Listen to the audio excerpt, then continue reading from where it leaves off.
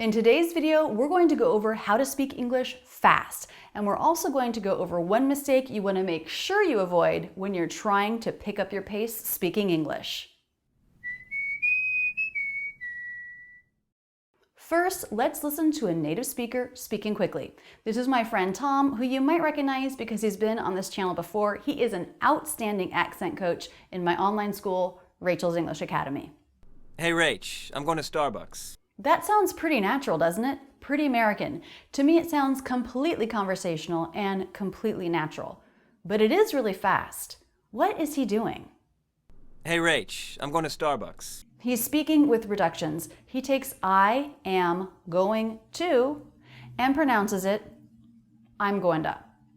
We actually have 3 reductions there, and they each show a very good example of how to speak fast in American English. So let's break it down and study. Actually, first, let's compare this sentence. What if he said this sentence with no reductions at all? Then what would it sound like? Hi Rachel, I am going to Starbucks. Hey Rach, I'm going to Starbucks. Wow, there's a big difference there. One's natural, sounds fast, very American. The other one sounds completely unnatural. All of the sounds are American and the melody is American, but somehow it just doesn't work out to sound like natural conversational English. Hi Rachel, I am going to Starbucks. Hey Rach, I'm going to Starbucks. Let's look at the very beginning. He takes I am and says I'm. A contraction. Tip number 1, use contractions. Americans use contractions when speaking English all the time. If you never used a contraction, it would start to sound a little unnatural. A contraction is a kind of reduction, and I guess I should define reductions here. A reduction is when we change or drop a sound. So in the combination I am, we have the I diphthong, the A vowel, the M consonant, I am. But when we make a contraction, we drop the A vowel and it becomes I'm. So that dropped sound means this is a reduction. Hey Rach, I'm going to Starbucks. Notice he's not saying I'm. He's saying I'm. He's saying it really quickly. You can too. Practice that with me. I'm. Hey Rach, I'm going to Starbucks. There are so many contractions in American English. Take, for example, you are. That becomes your. But actually, even that reduces. It's very common to pronounce that you're. We change the vowel to the schwa and we make it super fast. You're gonna love this. You're doing so well. You're. I think you're right. You're. So fast.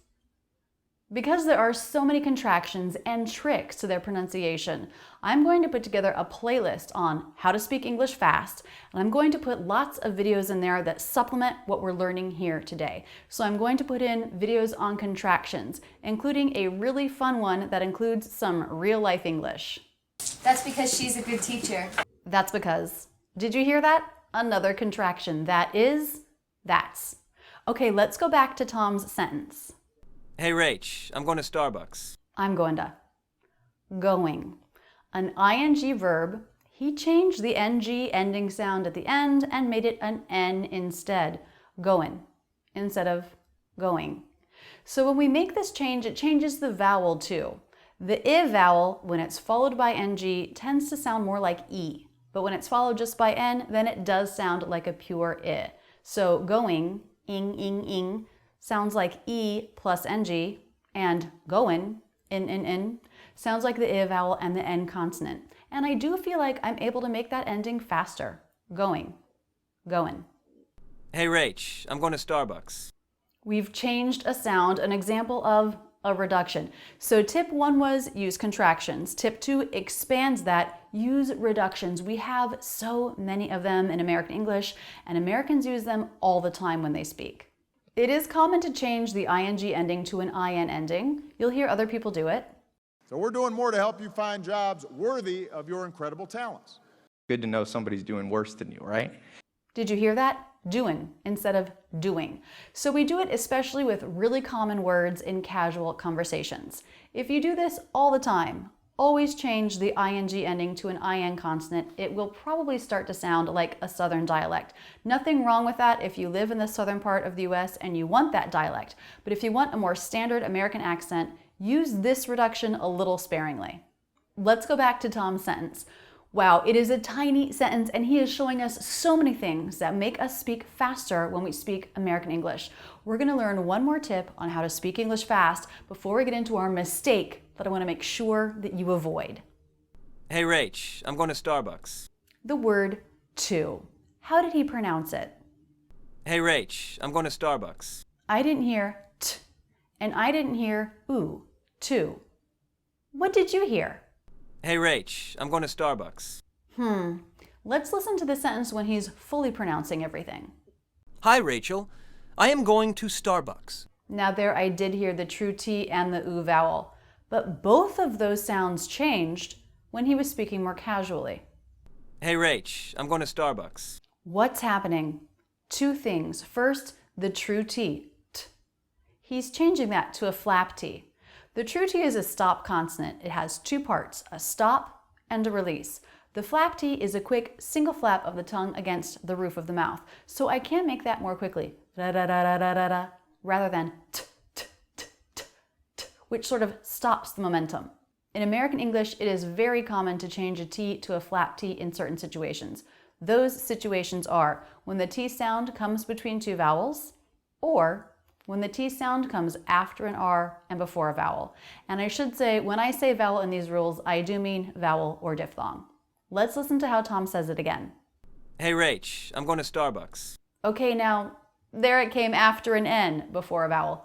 Okay, sometimes with the word to, the word today, the word tomorrow, in those three words, probably together too, the beginning T can become a flap T even if the sound before wasn't a vowel or diphthong or an R. It can do that when the sound before was voiced, like in this case, the N. That sound is voiced. Hey, Rach, I'm going to Starbucks. So he makes the T a flap T. He changes the vowel to the schwa, very common reduction. This word will almost never be pronounced to. It will usually be pronounced t with a true T or r with a flap T. Now he did the flap T as we've already discussed, and we talked about we make a flap T when it comes between certain sounds. What does that mean, comes between? It's the beginning of the word. The letter T is the beginning of the word to. But wait, this brings us to tip 3, and that is linking. Linking will help you speak more quickly, and it is how Americans speak all the time. Let's listen to his sentence again. Hey, Rach, I'm going to Starbucks. The N sound goes right into the flap T with no break. In American English, the unit of the word doesn't matter in spoken English. We don't do anything to signal the end of a word, the beginning of the next word. Within a single thought group, all of the words, all of the sounds link together smoothly, transitioning from one sound to the next. Because of this, it means a phrase like for getting my sounds just like forgetting my. It's my fault for getting my hopes up. Forgetting my. I keep forgetting my homework. Forgetting my. Forgetting my sounds just like forgetting my. Because the sounds are the same, the stress is the same, and there's no differentiation between word units in spoken English. The unit we use in spoken English is a thought group. That is, the words that make up a single thought that we articulate. Now that might include breaks as we think of what to say, and those breaks each make a new thought group. But the important thing to note is linking. Within a thought group, everything links together smoothly with no breaks. That means a T can become a flap T when it links two words together and follows the rules. Another example, linking the word at with the article a, atta. That becomes a flap T. That sound links the two words together. I do have a playlist on linking. I go over the different kinds of links and how to practice them to really smooth out your speech. Click here or in the video description, and actually I'll add that to the playlist, How to Speak Fast in American English. So we have the flap T. We talked about a true T, t, t, the stop and the release. We actually have another way that we pronounce the T, and that is as a stop T. That means we make the stop, but we don't release. For example, in the word thoughtful. Thoughtful. You didn't hear t, t, t, but you heard thoughtful. A quick break. I'm exaggerating it there. Thoughtful. There it is at regular spoken pace. Do you hear that little lift between syllables? Thoughtful. It's not thoughtful. That little lift between syllables is the stop T. And just so you know, there are two other ways you might hear the T sound pronounced. First, totally dropped. We do this sometimes after N, like in the word interview or internet or center. And the other thing that we do with the T is we can make it, actually we often make it, a CH sound when it's followed by R, like in the word train. T is maybe the most complicated sound as far as how much it changes. I will make sure that I link to a whole playlist on all of these T pronunciations here and also in the video description. But this video is not about T pronunciations. It's about how to speak English fast. Let's go back to Tom's sentence. Hey, Rach, I'm going to Starbucks. Okay, so we've talked about tips for speaking English fast. Use contractions, use reductions, use linking. I said there was one thing I wanted to tell you to make sure not to do, and that one thing is cheat your stressed syllables. Let's listen to his sentence again. What is the stressed syllable? Hey, Rach, I'm going to Starbucks. Starbucks. It's very clear, it's longer, it has an up-down shape and pitch. That is the shape of stress. Starbucks. Now, what would that sentence sound like if he had cheated that, if he had also made that syllable really fast? Then it would sound something like, I'm going to Starbucks. I'm going to Starbucks. I'm going to Starbucks. I'm going to Starbucks. Listen to how he says it again. Hey, Rach, I'm going to Starbucks. And I need that. I need that longer syllable, that stressed syllable. It gives me my anchor. And that's why we still understand each other. If everything was reduced and linked and said extremely quickly, I wouldn't be able to understand anything. But it's these longer, stressed syllables that give me my anchors in a sentence, that help my mind organize what I'm hearing, that help me understand. And when you don't use reductions at all and everything is fully pronounced, then I lose my anchors. They're less clear. So that's why it's actually really important for people to understand you, for you to use reductions. It seems like, well, that's not a very clear pronunciation, I shouldn't use it. But actually you should, because it's that contrast of really fast with the longer stressed syllable that helps us understand you. It gives us the context, the structure of American English. Let's listen to the two sentences in contrast one more time. Hi, Rachel. I am going to Starbucks. Hey, Rach, I'm going to Starbucks. Did you notice how we were wearing different outfits? This was from a fun video series that I did with Tom a while back where we wore casual clothes when we were speaking natural American English, and then we wore very formal clothes when we were speaking with no reductions and only true T pronunciations. And I want to say that's not a formal way of talking, it's just an unnatural way of talking. But we did this outfit change to add to the contrast. Hi, Rachel. I am going to Starbucks. Hey, Rach, I'm going to Starbucks. I don't want to tease you with just that one sentence. Let's go ahead and watch the full lesson. You'll be able to study how we speak English fast, how we speak English really quickly by using reductions, linking, contractions, and things like the flap T. Do you want to come along? You want to come along? Do you. Do is reduced so much that we almost don't hear it. Just a light D sound. The vowel in U isn't quite a pure oo either. It's a little more relaxed, heading towards the schwa. Dia, dia, dia. Do you wanna? Want to reduces to wanna. Do you wanna? Do you wanna? Do you want to come along? You want to come along? Do you want to come along? You want to come along? No, thank you, Tom. No, thanks. Thank you becomes thanks. One less syllable. No, thank you, Tom. No, thanks. No, thank you, Tom. No, thanks. I have got too much I want to get done here. I've got too much I want to get done here. I have becomes I've. Got to. Just one T between those two words. Got to. Got to. Want to becomes wanna. Wanna. Get. We use a stop T sound here because the next sound is a consonant. Get done. Get done. I have got too much I want to get done here. I've got too much I want to get done here. I have got too much I want to get done here. I've got too much I want to get done here. Okay, I will be back soon. Okay, I'll be back soon.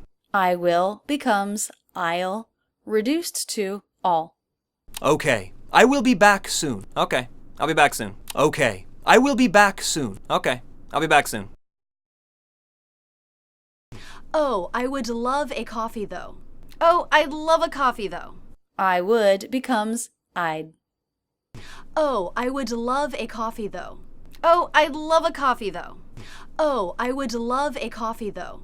Oh, I'd love a coffee though. Medium? That will be fine. Medium? That'll be fine. That will becomes that'll, a two-syllable word with stress on the first syllable. The T at the end of that is a flap T because it comes between two vowels. That'll, that'll. Medium? That will be fine. Medium? That'll be fine. Medium? That will be fine. Medium? That'll be fine. Great. See you in a bit. Great. See you in a bit. Great with a stop T. This is because it's the end of the sentence. U is more relaxed here, not an oo vowel, but more of a schwa. See ya, see ya. And finally, bit with a stop T. Bit, bit. Again, because it's coming at the end of the sentence. Great. See you in a bit. Great. See you in a bit. Great. See you in a bit. Great. See you in a bit. So many options for reductions and contractions in such a short conversation.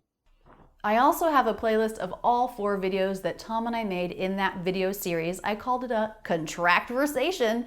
You can check it out here or in the video description below. You've got a lot to do to study how to speak English really fast. There are so many habits to make your own.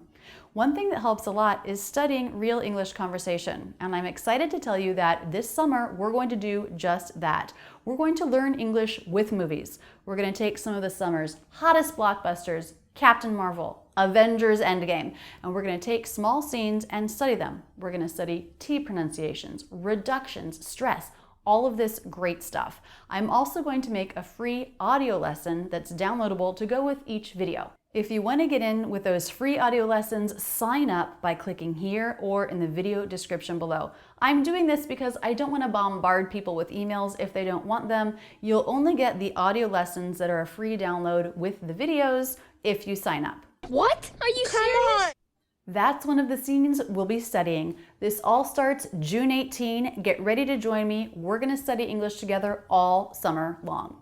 That's it, and thanks so much for using Rachel's English. If you want to see my absolute latest video, click here. If you're new to the channel, check out this Where to Start playlist. Click here to subscribe. I make new videos on American English every Tuesday. To be sure we can keep in touch, click here to sign up for my newsletter. You'll get free lessons in your inbox every week.